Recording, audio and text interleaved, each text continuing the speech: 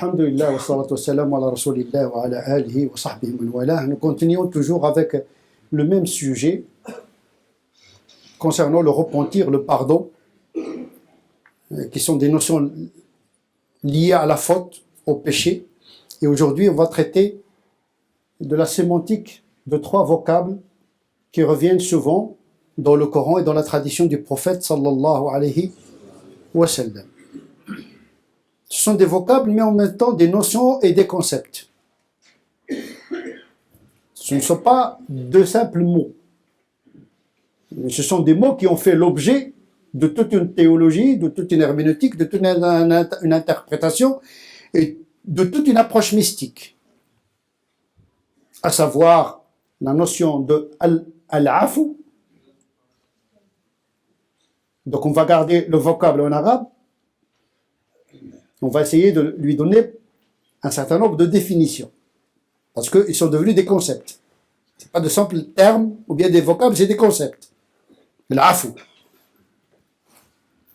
Deuxième notion, c'est celle de al-maghfira.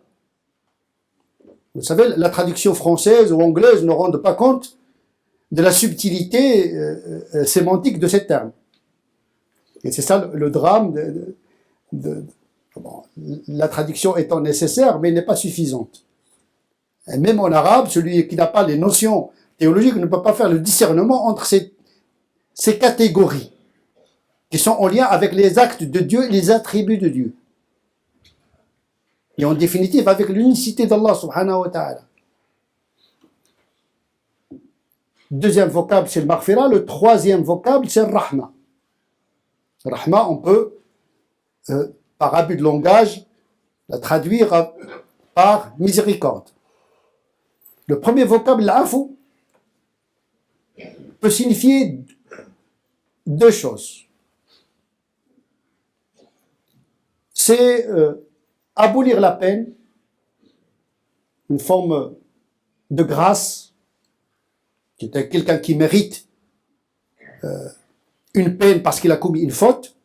Le fait de lui accorder l'afu, c'est de lui accorder une certaine amnistie, suspendre la peine. Ça ne veut pas dire qu'il est pardonné, parce que le pardon suppose le mérite. Il a été excusé, gracié, mais il n'a pas de mérite. Et donc à cet égard, l'afu, il est en deçà de l'maghfira. Le maghfira, c'est le pardon, qui suppose l'abolition de la peine à cause de la faute, mais également qui suppose le mérite. Celui qui est pardonné, Dieu le récompense. Alors que dans le premier cas, bon, il a fait une faute, Dieu l'a gracié, mais ça ne veut pas dire que Dieu lui a pardonné dans le sens de lui accorder un quelconque mérite. Cette notion, c'est très important, parce que Allah afu, Ghafour, Rahim. Donc, quelle est la nuance entre ces actes de Dieu? C'est très important de faire le discernement pour mieux avoir un bon rapport avec la divinité. Parce que quand le Coran utilise ces termes, c'est pas parce qu'il y a une raison liée à la différence sémantique. C'est pas le même sens. L'afu, donc, c'est suspendre la peine. Mais il y a un autre sens à l'afu, qui est cette fois-ci très profond. L'afu peut signifier également le fait d'effacer l'inscription de la faute dans le registre du livre de Dieu. Donc à cet égard, l'afu dépasse le maghfira, parce que le maghfira signifie le fait de cacher ou bien de couvrir le péché. Il reste, mais on le couvre. Et donc l'afu peut être plus profond que le maghfira. Le maghfira, c'est conserver le péché, mais le couvrir d'une certaine manière. Il reste là. Alors que l'afu, dans le sens de l'effacement du péché, est plus profond. C'est pour cette raison que le prophète sallallahu alayhi wa sallam a enseigné à Aïcha si elle arrive à discerner Laylat al-Qadr, d'implorer Dieu comme suite. Allahumma innaka afoun, tuhibbul afwa, fa'fu anni. Ce dua utilise l'afou, mais dans le sens de la suppression totale de la faute, comme s'il n'a jamais existé. Il n'a pas été conservé dans le registre de Dieu, puisque Dieu, il écrit tout. Dieu, il écrit tout. Bien sûr, Dieu n'oublie pas, et pourtant il écrit tout. Mais il efface, il n'est pas tenu subir ce qu'il écrit, parce que son savoir dépasse ce qui est écrit. Dieu, il efface et confirme ce qu'il veut dans la matrice. Parce que c'est dans la matrice, le mahfoud, il y a l'écriture de tout ce que nous faisons. Mais même dans ce livre-là, Dieu efface et remplace. C'est pour cette raison, Laylat al-Qadr, il y a une métamorphose de l'écriture dans le livre protégé. C'est pour cette raison que que le prophète a demandé à Aïcha de demander l'afou dans le sens de la suppression de la faute, parce que pendant Laylat al-Qadr, il y a un changement annuel du registre de Dieu. Fiha yufraqu kullu amrin hakim. C'est une nuit où il y a beaucoup de décisions qui sont prises par Dieu. Bien sûr, le langage là, il est relatif parce que Dieu, il est en dehors du temps et de l'espace. C'est une manière de parler, d'une certaine manière, parce que quelle que soit la concision d'un langage, il reste toujours métaphorique. Il indique, mais il ne révèle jamais le sens. Le ma'na, il désigne quelque chose. Mais le terme en lui-même ne concentre pas la vérité. La vérité est en dehors du langage. Et donc l'afou, il signifie, entre autres, la suppression. Et à cet égard, l'afou est plus élevé, est un acte plus élevé que le maghfira. Et donc l'afou, il peut être une suppression du péché, mais également il peut être la suspension de la peine. Le deuxième vocable, c'est le maghfira. Demander l'afou, c'est pas demander le maghfira. Sinon, c'est de la redondance. Afu anna, waghfir lana, warhamna. Nous demandons à Dieu qu'il nous accorde son afou, puis le maghfira, puis le rahma. Si c'était la même chose, pourquoi se répéter comme ça? C'est qu'il y a une nuance. Et on le sait tous, cette règle que j'ai souvent rappelée ici, quand des termes sont unis par un seul texte, ils prennent des significations différentes. Comme l'iman ou l'islam. Quand l'iman et l'islam sont dans le même texte, eh bien, l'iman, il renvoie à l'acte du cœur, et l'islam renvoie à l'acte exotérique. Mais si l'islam est utilisé tout seul, ou bien l'iman tout seul, ils peuvent avoir des significations synonymiques. Ça veut dire que les trois notions ne sont pas les mêmes. Le maghfira, nous l'avons déjà expliqué dans une khatba précédente. Le maghfira signifie la protection. Se protéger du fait de tomber dans un péché, ou bien demander à Dieu qu'il nous protège des conséquences, ici, maintenant, et dans l'au-delà, du péché. Donc c'est une protection. Mais le maghfira signifie également le fait de cacher. Et donc le maghfira suppose de cacher la faute. Mais si on retient la première définition, que l'afou, c'est la suppression du péché, eh bien l'afou, il devient plus profond et plus significatif que le maghfira. Mais certains considèrent que le maghfira est plus profonde que l'afou, parce que l'afou, à leurs yeux, c'est suspendre le péché, pas forcément le fait de pardonner intégralement. Ceux qui considèrent que le maghfira est plus significatif que l'afou, ils ne retiennent pas le hadith de Aïcha dans Laylat al-Qadr. Parce qu'ils considèrent que c'est un hadith interrompu. C'est que entre ceux qui rapportent ce hadith, Abdullah ibn Burayda, il rapporte que Aïcha a dit que le prophète lui a enseigné ce dua qui lui demande de demander à Dieu dans la nuit En vérité, c'est pas la nuit du destin, c'est la nuit de la noblesse. مشيت ليلة القدر. ليلة القدر. Il y a une erreur, c'est les gens qui traduisent la nuit du destin, c'est faux. C'est pas Laylatul Qadr. Laylatul Qadr, c'est-à-dire la noblesse. Mais il y a un sens de modification des destins chaque année dans cette nuit. Les destins des hommes se décident dans cette nuit. Eh bien, il considère que l'afou, qui est en deçà de l'maghfira, pour cette raison, il considère que le hadith, le prophète ne peut pas demander à Aïcha de demander l'afou alors que le maghfira est supérieur. Ceux qui considèrent que le maghfira est plus global que le simple afou. Donc ils considèrent que ce hadith-là, de point de vue sanad, n'est pas authentique. Et d'autres qui le considèrent comme authentique, et il interprète l'afou dans le sens de la suppression totale de la faute. En définition, l'afou, le vocable qui est utilisé dans ce doigt. Allahumma innaka afoun, tuhibbul afwa, fa'fu anni.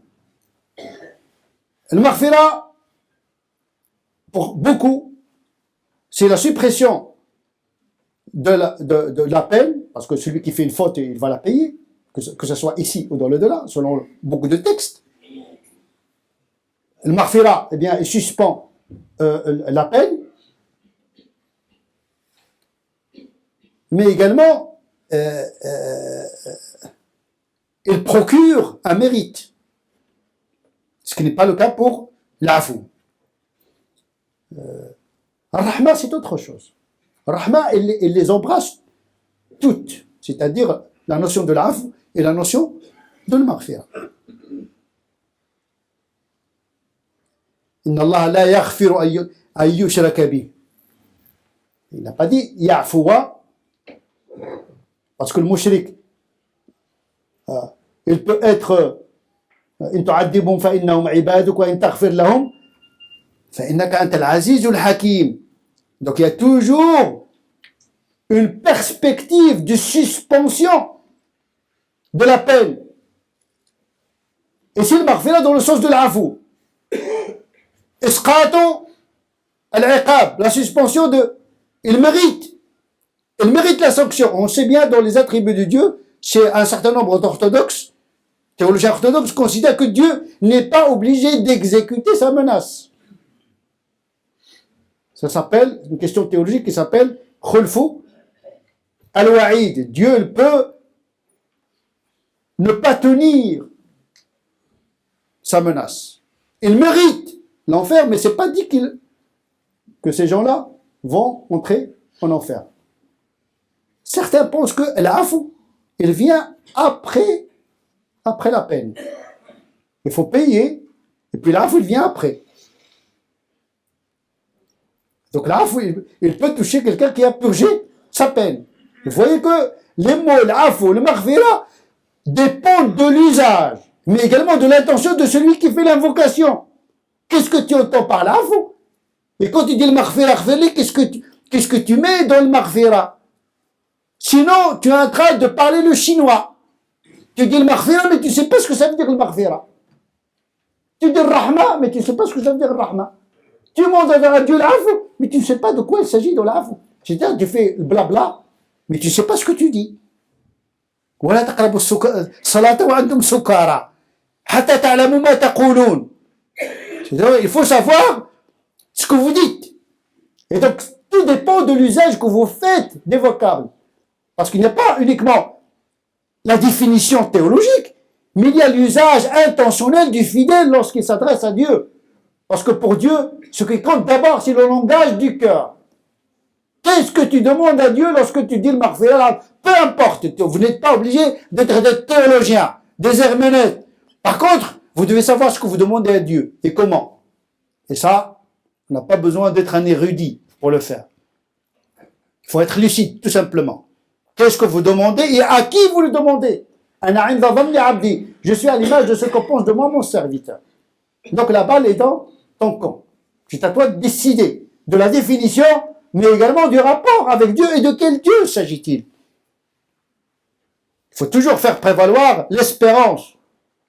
Husn dhann billah, avoir une pensée meilleure quand il s'agit d'aborder la divinité et l'unicité d'Allah subhanahu wa ta'ala. Rahma, je reviens à cette notion qui englobe tout ça. Ces manifestations sont multiples et infinies. Rahmati wasi'at kulla shay. Ça n'a rien à voir ni avec le repentir, ni avec la demande du pardon. C'est une rahma gratuite. Dès la naissance du monde, il est né avec rahma. Avant le péché, après le péché, avant la mécréance, après la mécréance. C'est un attribut essentiel de Dieu qui ne dépend pas du comportement des hommes dans le monde. C'est pour cette raison qu'il y a des anges qui soulignent cet aspect. Rabbana wasi'ta kulli shay'in rahmatan wa ilma. Tu as embrassé par ta miséricorde et ta science toute chose. Là où il y a la science de Dieu, puisque la science de Dieu a atteint toute chose, là est la miséricorde d'Allah subhanahu wa ta'ala. Le prophète sallallahu alayhi wa sallam, un jour, il a vu une femme, laquelle femme a vu un nourrisson affamé, qui avait faim, et lui a tendu son sein. C'était pas son nourrisson, c'était pas son bébé, mais c'est un réflexe. Rahma, c'est pas une intellection. Rahma, c'est un instinct, c'est un réflexe. On le voit dans le monde des animaux, dans le monde des humains, rien à voir avec la croyance ou l'incroyance. Cette rahma de Dieu, une partie de cette rahma de Dieu est diluée dans l'humanité et même dans l'animalité. Et le prophète de dire à ses compagnons, est-ce que vous pensez que cette dame pourrait jeter son enfant en enfer? Ça veut dire, cette femme qui a cette compassion, parce que le rahma c'est la compassion, c'est un rapport utérin, l'utérus, rahma il est venu de l'utérus, c'est-à-dire c'est un rapport charnel, compassionnel. Est-ce que vous pensez que cette femme qui a manifesté cet acte de miséricorde à un nourrisson qui n'est pas le sien est capable de jeter son propre fils en enfer? Et le compagnon dit non. Et le prophète lui dit, eh bien, sachez que Allah subhanahu wa ta'ala est plus miséricordieux envers les hommes que cette femme envers son nourrisson. Il leur a donné une forme d'analogie. Rahma, ça n'a rien à voir avec l'af ou maghfira, c'est, à ce titre, elle est plus infinie, plus globale que le simple af, que le simple maghfira. C'est ce qui laisse entendre un hadith de Bukhari dans lequel le prophète a dit, si l'incroyant sait ce que Dieu a comme miséricorde, il n'aurait jamais désespéré de son paradis. Et le paradis symbolise une dimension de la rahma. C'est-à-dire que cette grâce, elle peut toucher n'importe qui. Bien sûr, Dieu il est juste. Il est juste. Mais rahma, c'est plus que le fait d'être juste. On est dans la dimension de l'ihsan. C'est-à-dire le don gratuit, sans réciprocité. Rahma, il ne suppose pas la réciprocité. Tu m'obéis, je te donne, tu m'obéis pas, je te donne pas. C'est comme ton rapport avec ton fils ou tes enfants. Tu dois les nourrir, tu dois les entretenir, etc., malgré leur désobéissance. Rien à voir avec la réciprocité. Et le prophète sallallahu alayhi wa sallam, il a donné cette métaphore à travers cette image de cette femme qui a manifesté spontanément une miséricorde envers ce nourrisson qui n'est pas le sien. Nas'Allah Allah azza wa jalla an ya'fu anna wa an yaghfira lana wa an yarhamna huwa mawlana. اللهم اهدنا فيمن هديت وعافنا فيمن عافيت وتولنا فيمن توليت وبارك لنا فيما اعطيت وقنا واصرف عنا شر ما قضيت فانك تقضي ولا يقضى عليك انه لا يذل من واليت ولا يعز من عاديت تبارك ربنا وتعاليت. اللهم لا تدع لنا في هذه الساعة الكريمة ذنبا إلا غفرته ولا هما إلا فرجته ولا كربا إلا نفسته ولا ميتا إلا رحمته ولا ضالا إلا هديته ولا حاجة من حوائج الدنيا لك فيها رضا ولنا فيها صلاح إلا يسرتها. اللهم صل على سيدنا محمد وعلى آل سيدنا محمد كما صليت على سيدنا إبراهيم وعلى آل سيدنا إبراهيم، وبارك على سيدنا محمد وعلى آل سيدنا محمد كما باركت على سيدنا إبراهيم وعلى آل سيدنا إبراهيم في العالمين إنك حميد مجيد. سبحان ربك رب العزة عما يصفون وسلام على المرسلين والحمد لله رب العالمين.